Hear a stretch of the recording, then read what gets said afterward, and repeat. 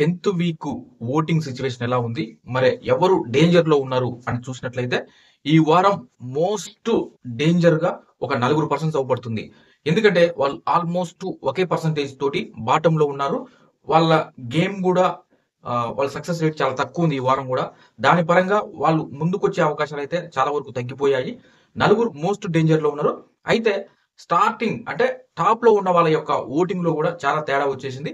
Maybe mostly 10 members ఈసారి elimination లోకి వచ్చారు కాబట్టి, నామినేషన్స్ లోకి వచ్చారు కాబట్టి, మరి ఎవరు టాప్ లో ఉన్నారు, ఎవరి పర్సంటేజ్ ఎలా ఉందని చూస్తే ఫస్ట్ తనుజ గారి ఓటింగ్ చూస్తే 23+ ఓటింగ్ పర్సంటేజ్ తోటి తనుజ టాప్ లో దూసుకెళ్తుంది.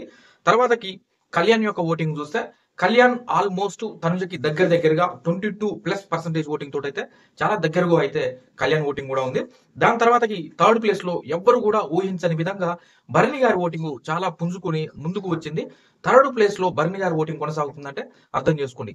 కాకపోతే ఓటింగ్ పర్సంటేజ్ చాలా తేడా ఉంది. ఇప్పుడు టాప్ 1, 2కి 23-22% ఓటింగ్ తో వాళ్ళిద్దరు ఉంటే భరణి గారి ఓటింగ్ వచ్చేసరికల్లా 10% ఉంది. అంటే దాదాపు 12% ఓటింగ్ డిఫరెన్స్ ఉన్నా కానీ థర్డ్ ప్లేస్ అంటే ఆ గ్యాప్ లో ఇంకెవరు లేరు. థర్డ్ ప్లేస్ లో 10% ఓటింగ్ తోటి భరణి గారు అయితే కొనసాగుతున్నారు.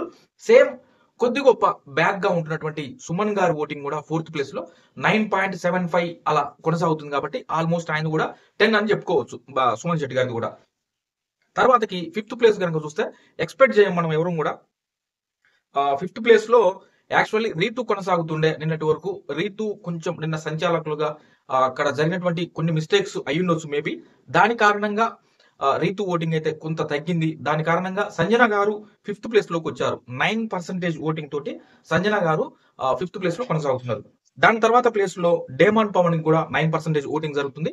తను కూడా సిక్స్త్ ప్లేస్ లో కొనసాగుతున్నాడు. కొంచెం డిఫరెన్స్ ఉంది కాబట్టి డేమాన్ ని కింద పెట్టడం జరిగింది, సంజన గారిని పైకి ఉంచడం జరిగింది. తర్వాతకి సెవెంత్ ప్లేస్ లో కనుక చూస్తే రీతు ఫిఫ్త్ ప్లేస్ లో ఉన్నటువంటి రీతు సెవెంత్ ప్లేస్ లోకి వచ్చింది. నిన్న జరిగినటువంటి టాస్క్ లో ఆమె సంచాలకురాలుగా కొంత కన్ఫ్యూజ్ అయింది.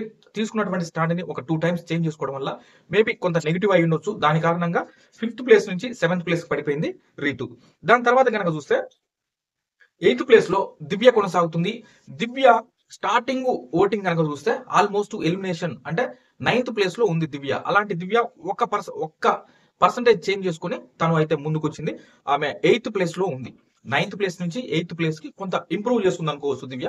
1% ఓటింగ్ పెంచుకొని. దివ్యకి ప్రెసెంట్ ఉన్నటువంటి ఓటింగ్ 5% ఓటింగ్ నడుస్తుంది. ఇంతకు ముందు స్టార్టింగ్ రోజు మాత్రం 4% ఓటింగ్ ఉండే. 1% ఓటింగ్ పెంచుకొని ఆమె 9th ప్లేస్ నుంచి 8th ప్లేస్ కి వచ్చి 5% ఓటింగ్ అయితే దివ్య కొనసాగుతుంది. దాని తర్వాత ప్లేస్ కనుక చూసినట్లయితే గౌరవ్ కి 4% ఓటింగ్ నడుస్తుంది. ఇక మోస్ట్లీ డేంజర్ ఎలిమినేషన్ కి ఉంది మాత్రం నిఖిల్ ఓటింగ్ 3% ఓటింగ్ తో నిఖిల్ ఓటింగ్ ఉంది. మోస్ట్లీ నిఖిల్ 3%, గౌరవ్ 4% ఓటింగ్, దివ్య గారు 5% ఓటింగ్ తోటి అయితే వీళ్ళ ముగ్గురు. దానిపైన రీతు 8%. అంటే 8 అంటే ఆల్మోస్ట్ రీతు సేవ్ అయ్యే ఛాన్సెస్ ఎక్కువగా ఉన్నాయి. దివ్య, గౌరవ్ అండ్ నిఖిల్ వీళ్ళ ముగ్గురులోనే మాక్సిమం ఓటింగ్ ఈ ముందు కూడా ఏమైనా ఛాన్సెస్ ఉంటే వీళ్ళ ఓటింగ్ లోనే తేడా వచ్చే అవకాశం ఉంది. ఈ రోజు భారీ మార్పు ఏమైనా జరిగే ఛాన్స్ ఉండొచ్చు. ఇవాళ జరిగేటువంటి టాస్క్ లో దివ్య టాస్క్ లో ఓడిపోయి తను రాణి ప్లేస్ నుంచి వచ్చేసి కమాండర్ అవుతుంది.